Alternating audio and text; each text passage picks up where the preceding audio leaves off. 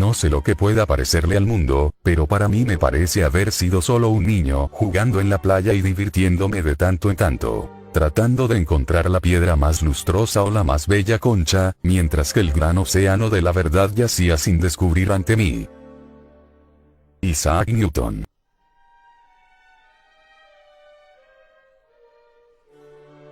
Este pensamiento de Isaac Newton, expresado al final de su larga vida, ilustra su gran interés por todos los campos del saber humano.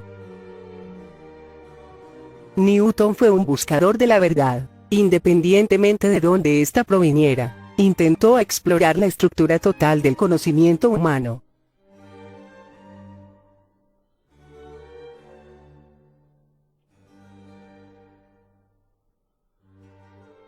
Isaac Newton, hijo prematuro de Isaac Newton y Hannah Hiscock, dos campesinos puritanos,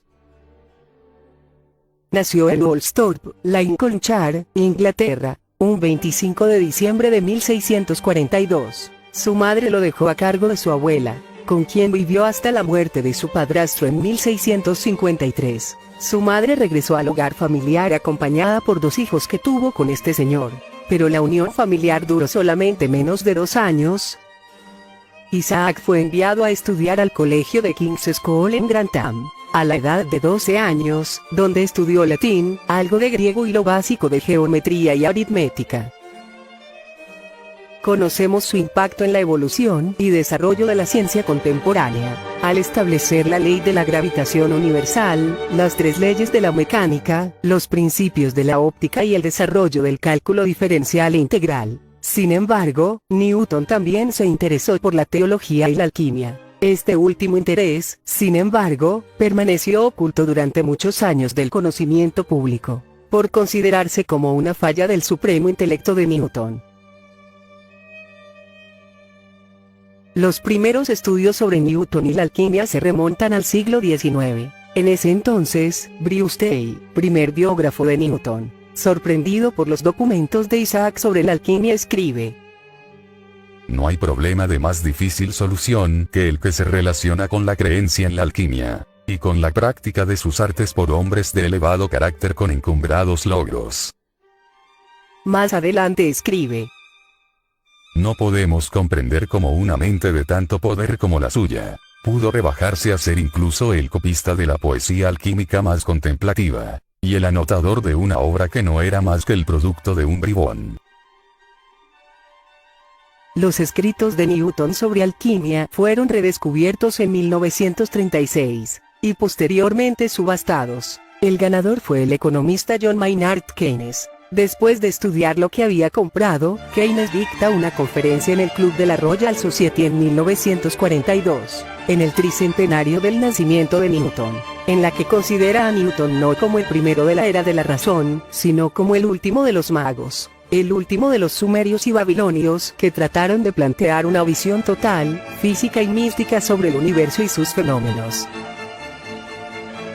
El interés de Newton por la alquimia comenzó a mediados de 1660, y duró aproximadamente 30 años. Durante este tiempo Newton compró y leyó los tratados fundamentales del arte alquímico, y practicó muchas de sus enseñanzas. Newton hizo muchas anotaciones sobre lo que leía y al mismo tiempo sacaba sus propias conclusiones. Durante este tiempo llevó un cuaderno de anotaciones en las cuales anotaba los procesos más importantes del arte alquímico, su índice químico.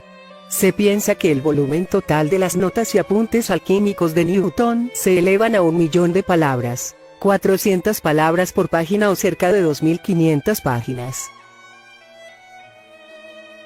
Uno de los químicos cuyo trabajo tuvo influencia en Newton fue Robert Boyle, 1627-1691. De cuyo libro, El origen de las formas y cualidades, Newton hizo copiosas notas en sus cuadernos. Robert Boyle es para algunos el verdadero padre de la química. Su libro más famoso, El químico escéptico, puso fin a la idea aristotélica de los 4 elementos y a los 3 principios de Paracelso.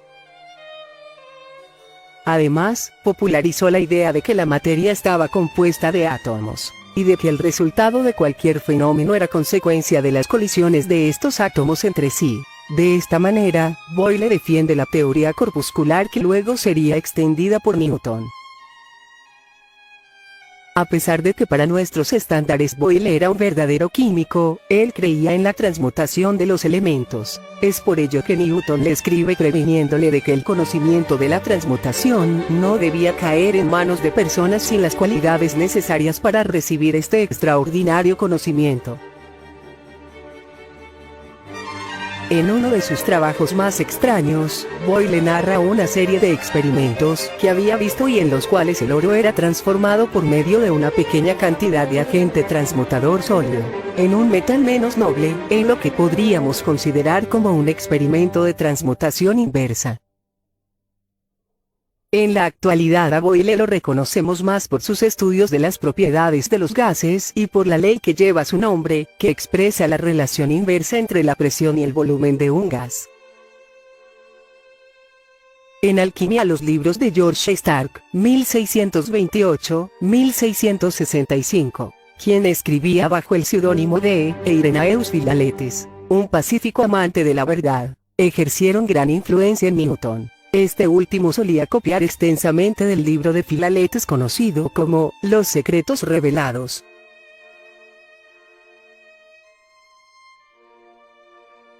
Para entender el interés de Newton por la alquimia, y el por qué se involucró en un arte que para muchos representa una pérdida de tiempo, debemos situar a Newton en su propio contexto histórico. Barrow y otros conocidos académicos del Trinity College en Cambridge entusiasmaron a Newton a continuar sus estudios alquímicos. Al retiro de estos profesores, Newton heredó algunos de los utensilios que estos utilizaban en sus experimentos, lo que le ayudó a realizar sus propias prácticas. Newton realizaba sus experimentos en un pequeño cuarto, en donde también tenía instalados algunos hornos, que de acuerdo a su ayudante podían estar ardiendo durante días y noches.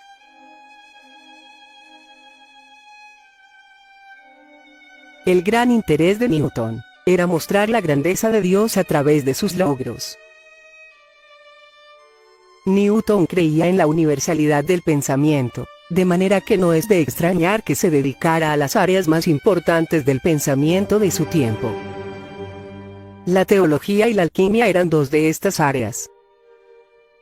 Newton pensaba que los grandes hombres de la historia nos habían transmitido un secreto a través de los libros sagrados, y que era necesidad de los hombres inteligentes descubrir este secreto, que para mantenerlo alejado de los hombres incultos e ignorantes, los grandes lo habían transmitido en un lenguaje simbólico.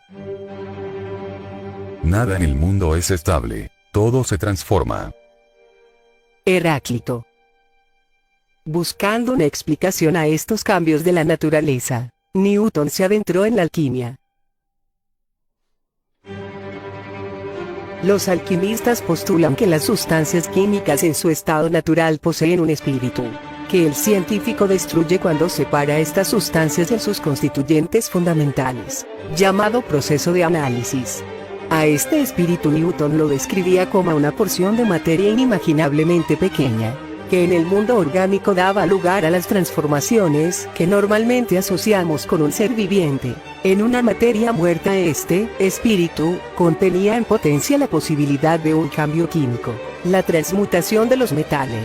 Si este espíritu era entendido y controlado, daba un poder extraordinario que debía ser mantenido fuera del alcance de los seres ignorantes y buscadores de riquezas. En su experimentación con la alquimia, Newton llevó estándares de rigor científico a sus experimentos. El sentido filosófico de que la naturaleza es cuantitativa es el mismo principio que regía su trabajo en física matemática. La mayoría de sus experimentos alquímicos apenas utilizaban unos pocos gramos de sustancia. Realizaba tan minuciosamente sus pesadas que a veces mezclaba los ingredientes sobre un espejo para que ninguna cantidad pudiera perderse, y contaba no solo los granos individuales, sino también las fracciones de granos con la punta de un cuchillo. Newton se concentró en sus experimentos alquímicos con la misma intensidad y vehemencia con que se dedicó a sus otros intereses en los campos de la física y la matemática. En este sentido, Newton se impuso una disciplina y un régimen de vida que han sido comparados a los de un monje medieval. De sus días acompañando a su patrón en sus experimentos, Humphrey Newton ha escrito. Tan intensos y tan serios eran sus estudios que comía muy parcamente, y a veces olvidaba comer por completo. Muy raramente iba a la cama antes de las 2 o 3 de la madrugada, a veces no hasta las 5 o las 6, durmiendo 4 o 5 horas, especialmente en primavera y otoño, durante la caída de las hojas. Épocas durante las cuales acostumbraba pasar hasta 6 semanas seguidas en su laboratorio, sin apagar el fuego ni de día ni de noche, él velando una noche y yo la siguiente, hasta terminar sus experimentos químicos, en cuya realización era de lo más preciso, estricto, exacto. ¿Cuál era su finalidad? Es algo que nunca fui capaz de penetrar, pero sus penalidades, su diligencia durante todos aquellos tiempos, me hacían pensar que era algo más allá del alcance del arte y la industria de los humanos. Nunca le vi beber, ni siquiera vino o cerveza, excepto en las comidas, y entonces incluso muy frugalmente.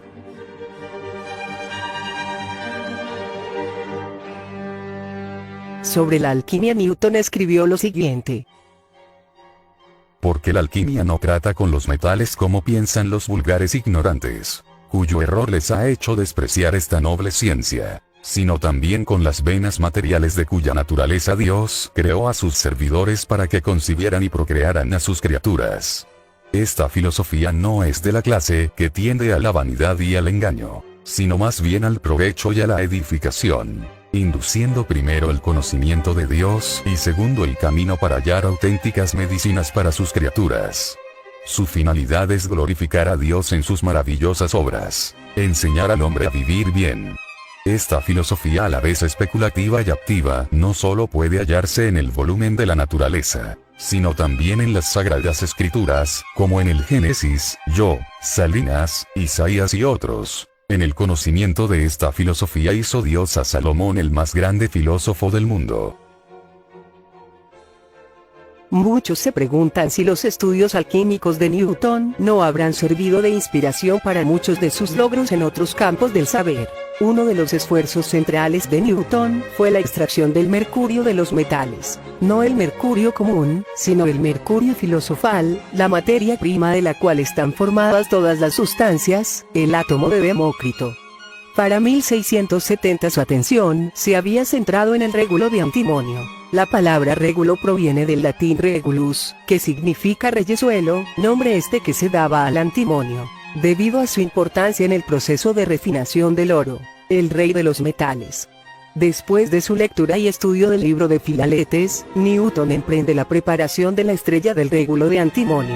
Este nombre proviene de que cuando el antimonio ha sido bien purificado forma cristales largos y esbeltos y, durante el enfriamiento, se disponen formando ramas triangulares alrededor de un punto central, adoptando el aspecto de una estrella de plata. Se ha comentado que las líneas de los cristales, que parecen irradiar del centro de la estrella régulo de antimonio, pueden también ser considerados como irradiando hacia el centro, lo que les da un carácter de atracción antes que de emisión. Newton pudo muy bien utilizar esta analogía para desarrollar el concepto de gravitación, donde las líneas de fuerza se dirigen y convergen en un punto central.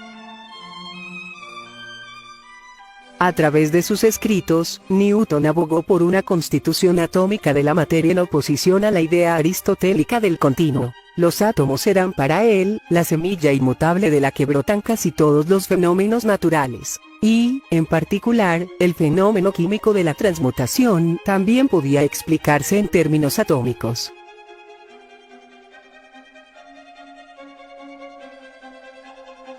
En un ensayo de lo que pudiéramos considerar como las bases microscópicas de la química moderna, Newton escribe: ¿Acaso no poseen las pequeñas partículas de los cuerpos ciertos poderes, virtudes o fuerzas, con los cuales ellas actúan a distancia, no solo sobre los rayos de luz al reflejarlos, refractarlos y afectándolos, sino también unas sobre otras para producir una gran parte de los fenómenos de la naturaleza? Porque es bien conocido que los cuerpos actúan unos sobre otros por las atracciones de la gravedad, el magnetismo y la electricidad. Y estas instancias muestran el tenor y curso de la naturaleza, y no es improbable que existan otras fuerzas atractivas diferentes a estas. Porque la naturaleza es muy constante y está de acuerdo a ella misma. ¿Cómo se puede producir estas atracciones? Yo no lo considero aquí. Lo que yo llamo atracción puede ser producido por impulso o por algún otro medio desconocido para mí.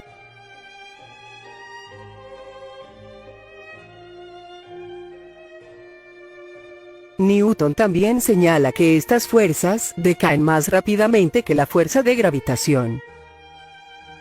Algunos autores han visto en estas ideas de Newton el concepto de afinidad química que surgió mucho tiempo después, y los más arriesgados han tratado de ver las primeras especulaciones sobre el origen del enlace químico, y las fuerzas que mantienen unidos a los átomos en las moléculas de cualquier sustancia química, cuya explicación no se dio sino en la primera mitad del siglo XX cuando surgió la mecánica cuántica. En un artículo llamado La vegetación de los metales, Newton expone directamente la relación de la alquimia con la filosofía mecánica. La ciencia mecánica tenía que ser complementada con una filosofía natural más profunda, que probara los principios activos detrás del movimiento de las partículas.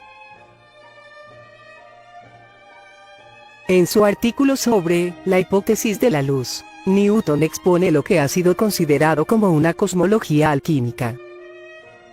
Quizás la totalidad de la naturaleza puede no ser más que las diferentes contexturas de ciertos espíritus etéreos, o condensaciones de vapores por precipitación. Y después de la condensación transformadas en varias formas, primero por la mano inmediata del Creador y desde entonces por el poder de la naturaleza, que por virtud del mandato, increméntense y multiplíquense, llegó a ser un imitador completo de las copias establecidas por el protoplasto. Otro aspecto importante del Newton místico es su interés en las antiguas escrituras. Newton aprendió hebreo para leer la Biblia a partir de las fuentes originales. Asimismo, leyó y se familiarizó con los escritos de los padres de la Iglesia, especialmente los que habían formulado la doctrina de la Trinidad, como lo fueron Atanasio, Gregorio Naciancen, Jeremías, Agustín, entre otros, queriendo establecer un vínculo entre lo nuevo y lo original en la doctrina cristiana. Era propio de su temperamento no aceptar como verdadero nada que no pudiera verificar por sí mismo. Como resultado de estos estudios, Newton comenzó a dudar de la divinidad de Cristo y la doctrina de la Trinidad. Newton comenzó a pensar que un gran engaño había pervertido a la antigua Iglesia al modificar las Sagradas Escrituras con el objeto de apoyar el trinitarismo. Con el triunfo de Atanasio sobre Arrio, en el siglo IV, que impuso la doctrina de la Trinidad en el cristianismo, el arrianismo pasó a ser una de las herejías cristianas, posición que fue apoyada por el Concilio de Nicea en 325. Newton rechazó la ortodoxia cristiana a favor del arrianismo. De acuerdo a Arrio, Dios es infinito e ilimitado y existe más allá del espacio y el tiempo. Pero Cristo, siendo hombre, es finito y limitado. Por lo tanto, Cristo no puede poseer la misma divinidad de Dios. El punto de Newton era que se cometía un pecado capital al idolatrar a Cristo como a un Dios. Newton apoyó al arrianismo por su firme creencia de que Dios está por encima de todo y de que su misión en la tierra era honrar y demostrar la grandeza de Dios.